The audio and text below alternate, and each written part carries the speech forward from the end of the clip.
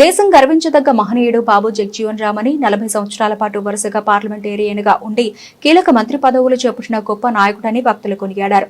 రాష్ట్ర BC, SC, ST, minority సంక్షేమ సంఘం ఆధ్వర్యంలో గోదావరి గట్టున ఉన్న మహంకాళేశ్వర ఆలయం ఎదురుగా ఉన్న అరుణ ప్యాలెస్ సమావేశ మందిరంలో ఆదివారం సాయంత్రం దివంగత మాజీ ఉప ప్రధాని బాబు జగ్జీవన్ రామ్ 118వ జయంతి వేడుక ఘనంగా నిర్వహించారు. ఈ సందర్భంగా జగ్జీవన్ రామ్ చిత్రపటానికి పూలమాలలు వేసి నివాళులర్పించారు. సంఘం వ్యవస్థాపక అధ్యక్షుడు సానబోయిన రామారావు అధ్యక్షతన జరిగిన సభలో ఎంఆర్పీఎస్ సీనియర్ నాయకుడు వైరాల అప్పారావును ఘనంగా సత్కరించారు.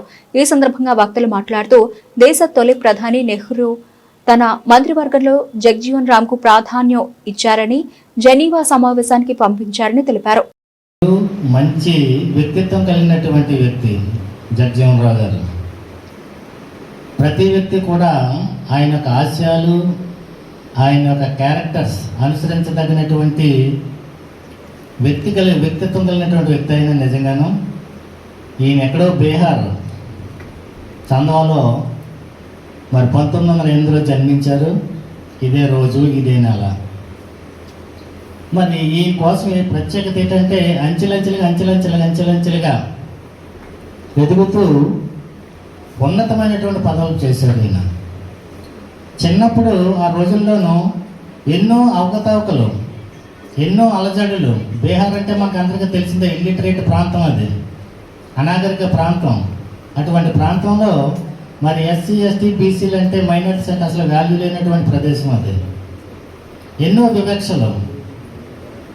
పాఠశాలలో చదివినప్పుడు 2 కొండల వ్యవస్థ అమల్లో ఉండేది ఈయన చదివినటువంటి పాఠశాలలోనూ. ఒకటి ముస్లిమ్స్కి, 2 హిందువులు, 2 క్యాస్ట్లో. 2 ముస్లింలు, 1 ముస్లిం, 2 హిందువులు. ఈ హిందూ కొండలో ఈయన నీళ్ళు తాగటంతో ఒక ఎస్సీ గారు హిందూ కొండలో తాగే ప్రిన్సిపల్ ఫిర్యాదు చేసినప్పుడు ప్రిన్సిపాల్ గారు రేపు 3వ కొండ ఏర్పాటు చేశారట అక్కడ. ఈ 3వ కొండ ఎప్పుడైతే ఏర్పాటు చేశారో ఈయన కుర్రవాడైనప్పుడు కూడా, ఇంచుమించు 16-15 ఏళ్ళు అయినప్పుడు కూడా కొంచెం స్ఫురద్రూపు కలిగినటువంటి వ్యక్తి పెట్టిన కొండల్లా పగలగొడుతూ ఉండేవారట.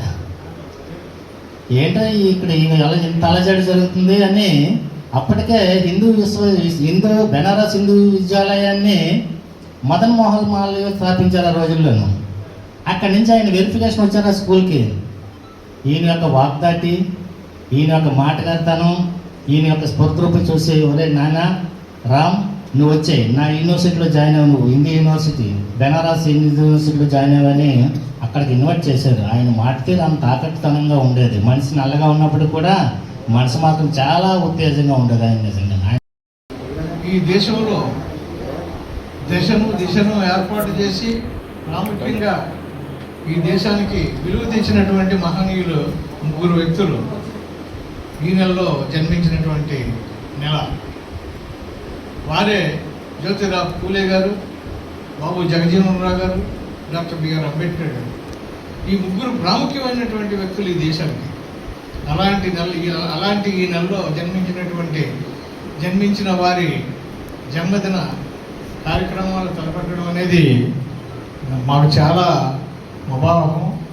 అందులోనూ మా బీసీ, ఎస్సీ, ఎస్టీ, మైనారిటీ సంఘానికి వ్యవస్థాపక అధ్యక్షుడు సానబోయిన రామారావు గారు ఏ కార్యక్రమాన్ని కూడా మరి పక్కన పెట్టకుండా అన్ని కార్యక్రమాలు అందరికీ నచ్చిన విధంగా, మరి అన్ని పార్టీలకి, అన్ని మతాలకి, అన్ని కులాలకి కూడా మరి ఒకదానికొకటి వ్యత్యాసం లేకుండా ప్రతి కార్యక్రమాన్ని కూడా ఆయన తలపెట్టి మమ్మల్ని ముందుకు నడిపిస్తున్నటువంటి మా సానబోయిన రామారావు గారికి సందర్భంగా ప్రత్యేకమైనటువంటి అభినందనలు తెలియజేస్తున్నాం. ఇకపోతే జగజీవన్ రామ్ గారి గురించి మాట్లాడాలంటే ఆయన ప్రముఖమైనటువంటి మరి శాస్త్రవేత్త, గొప్ప చదువులు చదివినటువంటి మహనీయుడు.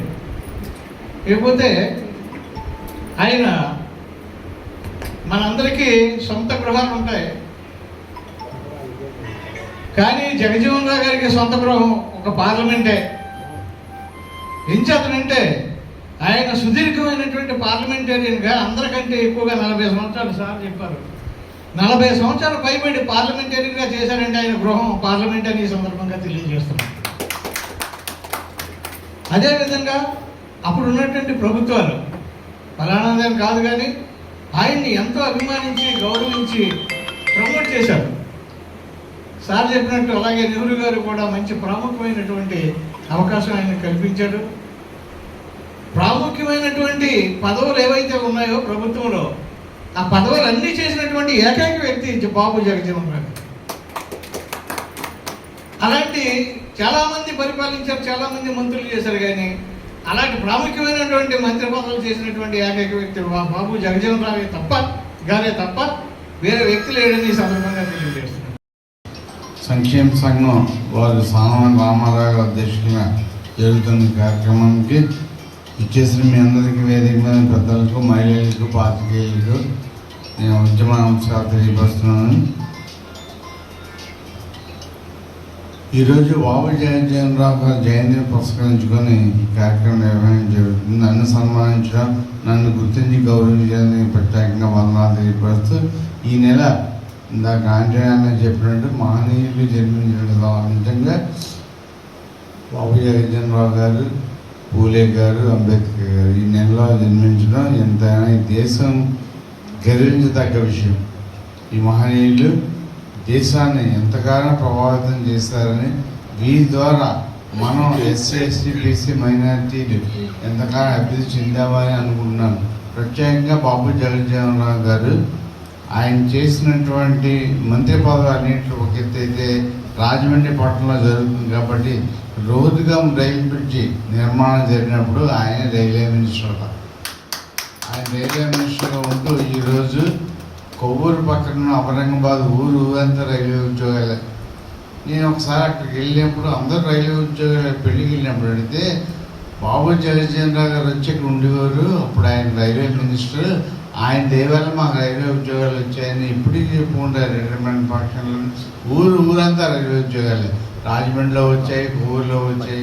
అలాగే ఆయన ఏ మంత్రి పదవి నిర్వహించినా కూడా దాన్ని వెనకబడిన వాళ్ళని, దళితుల్ని, బీసీని బాగా గుర్తించి అభివృద్ధి పదంలో నడిపించేవాడే ఒక నానుడి. అన్నిటికంటే ఆయన భారతదేశంలో ఉప ప్రధాని స్థాయికి ఎదగడం అంటే చిన్న విషయం కాదు.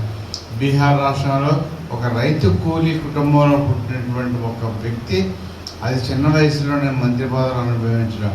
అసలు అప్పట్లో 78, 77 అనుకుంటా. ఇది ఉప ప్రధాని కంటే ప్రధానమంత్రి అవ్వబడే కారణం ఏంటంటే కేవలం కులం వల్ల అగ్రవర్ణాల వాళ్ళు చేసినటువంటి కుతంత్రం వల్ల ఆయన ప్రధానమంత్రి అవ్వలేకపోయాడని నాకు మా పెద్దల ద్వారా నాకు తెలిసిన నానుడు. ఏది ఏమైనా ఆయన ఆ రోజుల్లో ఎన్నో పదాలు నిర్వహిస్తూ అన్నిటికంటే ముఖ్యంగా అంబేద్కర్ గారికి చేదోడు వాదోడుగా ఉంటూ వీరిద్దరూ కూడా భారతదేశంలో ఉన్నటువంటి బీసీ, ఎస్సీ, ఎస్టీ, మైనార్టీ సంఘాల వారికి ఎంతో చేదోడు వాదోడుగా ఉండేవారని, ఆ విధంగా కొనసాగేవారని నేను పుస్తకాల్లో కూడా చదివాను.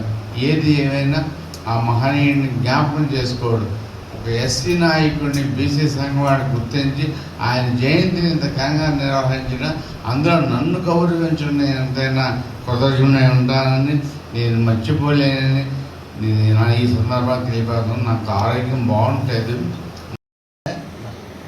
మన బాబు జగజీవన్ రావు గారి 118వ జయంతి కార్యక్రమాన్ని నిర్వహించడం, ఆ సందర్భంగా రాజమండ్రి పెద్దలు గౌరవనీయులు వైరల్ అప్పారావు గారిని సత్కరించడం, మా బీసీ, ఎస్సీ, ఎస్టీ, మైనార్టీ సంక్షేమ సంఘం తరఫున.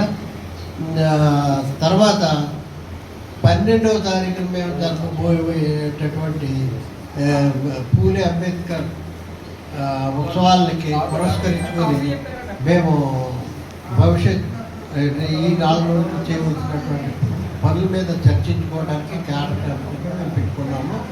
దాన్ని జయప్రదం చేయవలసిన కోరుతున్నాము. అదే 12వ తారీఖున ఆలోచనకి సభకు రమ్మని అడిగిన వచ్చినందుకు మనం కృతజ్ఞతలు తెలియజేయాలి. ఎందుకంటే ఆయన చాలా ఉద్యమాలు, ఎంఆర్పీ ఉద్యమాలే కాదు, ఇటు బీసీఎస్సీ మండల కమిషన్ అప్పుడు, మురళీధర్ కమిషన్ అప్పుడు మేము చేసే ఉద్యమాలన్నింటిలోనూ ఆయన పాల్గొన్నాడు.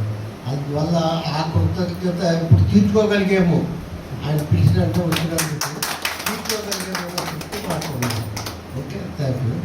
ఇంకా ఇప్పుడు బాబు జగజీవన్ రావు గారి జయంతి కార్యక్రమం ముగించి మేము ఏప్రిల్ 12న జరపము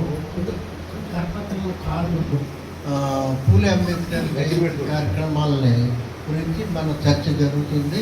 ఇది ఒక అరగంట జరుగుతుంది. తర్వాత